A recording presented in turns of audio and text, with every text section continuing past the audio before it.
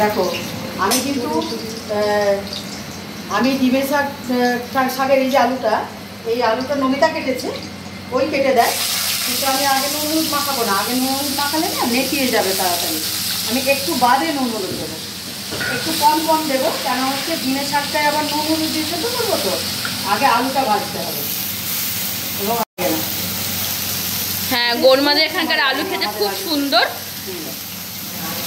এইভাবে দিচ্ছে তোমরা দেখো। ভাজবো, তারপর আলুটা এই যে একটু জলটা মরে গেল, এইবার নুন হলুদ দেবো। আলুটা না শক্ত শক্ত থাকবে। আমরা এরকম করে এটা ভাজি, কোনো কোনো জায়গায় আবার বেগুন দিয়ে ভাজি, আমরা আলু বেগুন দিয়ে বাড়ি চচ্চড়ি করি। আমার গরিমার হাতে রান্না সত্যিকারে ভালো হয়, সত্যি ভালো হয়, আমাদের খেতে খুব টেস্টি লাগে। তোমরা দেখো রেসিপি দুটো, রেসিপি তিনটে, যে তিনটে বলা হলো সেটা দেখো, তোমরা দেখতে থাকো। গরিমা ওদিকে যে ফাটছে মাছটা, হ্যাঁ ওদিকে মাছটা ফাটছে, তো ফাটছে মাছটা। ওটা আলুটা হয়ে গেল, দেখো কেমন ঝরঝরে আছে, অথচ দেখো গলে গেছে, কিন্তু ঝরঝরে আছে। এটা আগে থেকে নুন দিলে এটা গলে একদম ডেলা ডেলা হয়ে যেত। এবার এরপরে কি তুমি ডিমের শাকটা ছাড়বে? দেখো কেমন করে ছাড়ি, তার সঙ্গে তারপরে ওটাকে দিয়ে নাড়তে হয়। ডিমের শাকটা ধুয়ে রাখা আছে, এবার এই ডিমের শাকটা এমনি আমি দিয়ে দেবো। দেবো নুন, দেবো হলুদ, দেবো, এটা সেদ্ধ একটু হয়ে যাবে, ব্যাস। এবার নাড়বে তো?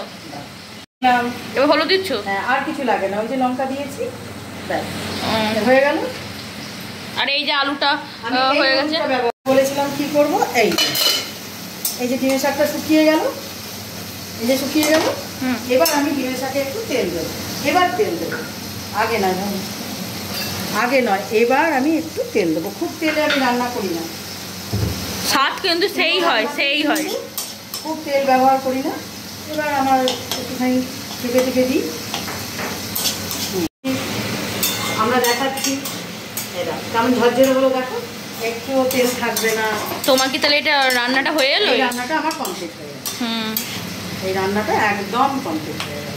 এটা শুকনো ভাত দিয়ে খেতে এত ভালো লাগবে যে বলার না, খুব ভালো লাগবে। এই যে আমার গরিমার ডিমের শাক ভাজা আলু দিয়ে হয়ে গেল।